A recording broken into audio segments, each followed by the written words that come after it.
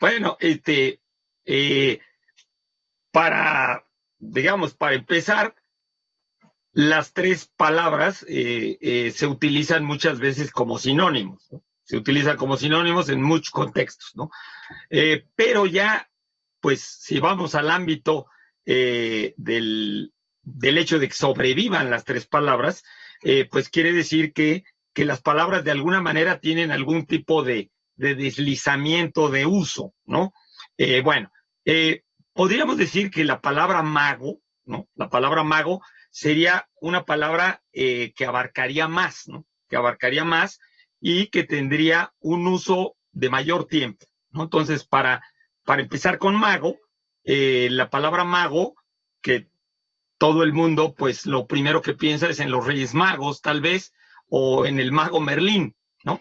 La palabra mago para la sociología religiosa, digamos ya para los humanistas científicos modernos, para utilizarla en el contexto de todas las religiones, pues básicamente se refiere a la idea en las religiones, ¿no? O incluso también en la mentalidad popular de una persona que puede hacer operaciones, ¿no? Operaciones mágicas y manipula fuerzas inmateriales y fuerzas que podríamos llamar espirituales. O sea, no quiere decir que la antigua magia hoy es la ciencia o que la antigua magia pues era simplemente una ignorancia respecto a procesos técnicos.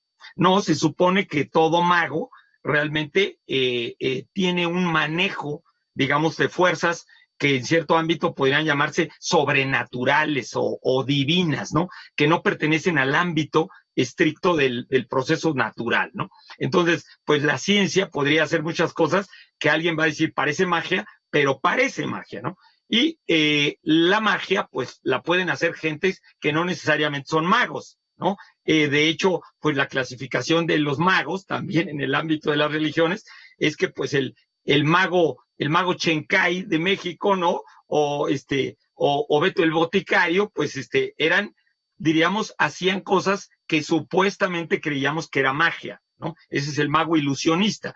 O cualquiera que se persina o hace un rito, puede pensar que está haciendo un acto mágico, ¿no? Un acto mágico, manipulando fuerzas espirituales o fuerzas divinas o fuerzas trascendentes, ¿no? Entonces, no necesariamente todo aquel que hace magia es un mago. El mago sería, pues, un especialista, diríamos, un sabio, una gente sabia. Por supuesto, el origen de la palabra mago, Herodoto ya nos dice que los medos, los antiguos medos, una tribu irania, tenían seis secciones o seis grupos originales, los medos. Uno de esos seis eran los sacerdotes. Y los sacerdotes, la palabra parece ser que en la antigüedad tenía algo que ver con los que manejan, digamos, el mundo espiritual, ¿no? Y estos magoi, que son referidos por Herodoto, eran posiblemente la casta sacerdotal del antiguo mazdeísmo, ¿no? En la época del dominio persa, cuando los persas sustituyen a los medos, pues empieza a haber una especie como de globalización en el mundo persa y empiezan a incluir elementos que vienen de la India y estos magos se empiezan a convertir como en los sacerdotes que integran muchas tradiciones religiosas. Henry Corbin en el siglo XX inventó la palabra mago caldeo para esos magos de la época ya del imperio persa, ¿no? Y luego, pues en la época helenística, ¿no? En la época helenística aparecieron los magos helenísticos, que eran realmente, digamos, especialistas en integración, en globalización, ¿no? En sincretismos de tradiciones y de manipulaciones del mundo invisible. No necesariamente para nada eran malos ni hacían magia negra. El concepto de magia negra, o sea, magia mala o magia blanca, es un concepto fundamentalmente medieval y fundamentalmente referido a las religiones monoteístas, ¿no? Ahora, la palabra, pues como tuvo un uso tan extendido en la época del Imperio Romano, la palabra sobrevivió para referirse a todas las prácticas, digamos, que estaban fuera del ámbito de la institucionalidad, diríamos, sacerdotal cristiana, ¿no? Entonces, todo aquel que hacía algo que no era una petición divina o pedir una fuerza de un santo o de Dios para acometer un ritual sacramental, pues entonces, porque el milagro cristiano quiere decir que el que hace el milagro es la divinidad, no el sacerdote, ¿no? Entonces, esto pues fue utilizado con la palabra mago, por eso el mago Merlín, pues es como un sacerdote pagano que sobrevive en el ámbito medieval. Ahora, la palabra bruja, que pues no sabemos bien cuál es el origen de la palabra,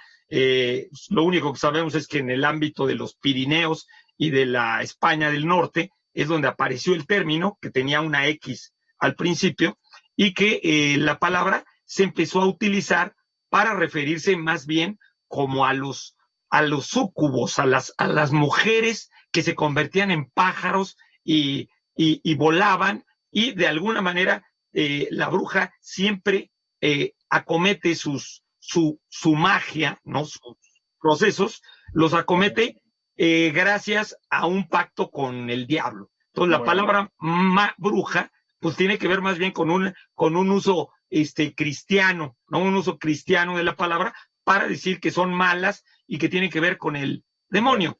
Y bueno, pues para decir hechicero, pues es aquel que hace algo, pero tiene más que ver con el medicine man, ¿no? Con el que cura, y el hechicero siempre utiliza medios más que psíquicos o diabólicos, digamos, operaciones con la materia y rituales para dominar personas, ¿no? Ese sería el hechicero, el que quiere dominar, controlar la voluntad de otro, ¿no?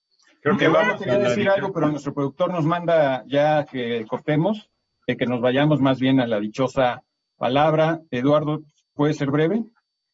No, es que yo quería decir, en el ámbito mediático de la actualidad, pero si se la pregunto a Germán, nos vamos a ir hasta las 12 de la noche, porque... No, entonces vámonos a la dichosa palabra, perdón, porque ya le anda nuestro productor. Harry Potter sería brujo, hechicero o mago. Esa era mi pregunta, un poquito para ceñirla, pero bueno. A ver, Pablo, no da la dichosa palabra y luego, si quieren, digo una cosa y ya. La dichosa palabra y un aviso a la comunidad, perdón, primero una disculpa a la Feria del Libro de la Universidad Autónoma del Estado de Hidalgo, porque yo quise promoverla, ya acabó la feria, no lo hice y simplemente a mí se me fue el santo al cielo, les pido una disculpa. Para que no se me vaya esta vez el avión, quiero recordarles que del 29 de septiembre al 5 de octubre va a tener lugar la Feria Internacional del Libro de Antropología e Historia, es en su edición número 31, esta vez va a ser virtual, pero desde el patio central del Museo Nacional de Antropología e Historia va a estar dedicada a Mario Vázquez y a Pilar Luna, que fallecieron este año. El primero fue fundador del Museo Nacional de Antropología, Pilar Luna es de las pioneras en la arqueología marítima, y también a Carlos Monsiváis. Entonces, para que estén pendientes de la Feria del Libro del Instituto Nacional de Antropología e Historia. Y vámonos con la dichosa palabra y los libros.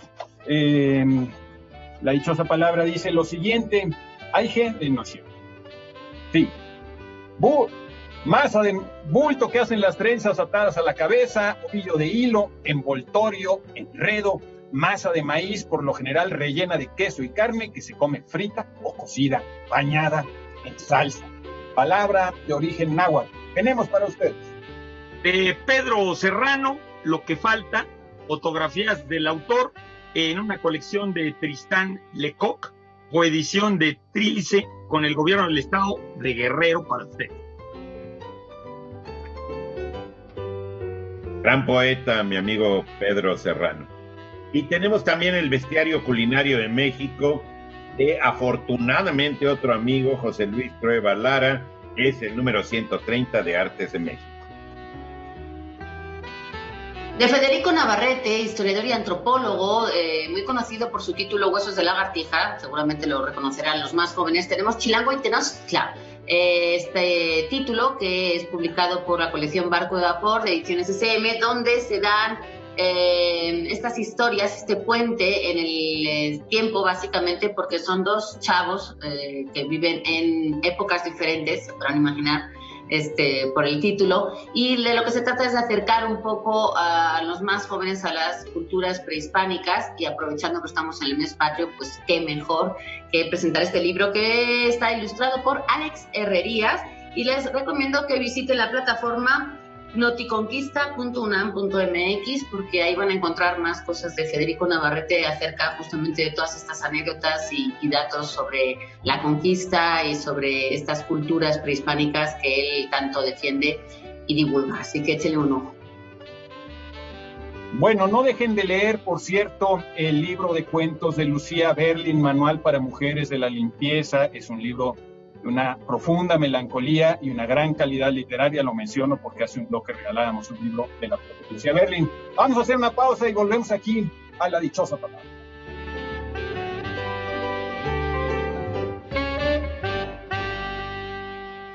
Yo lo tenía todo.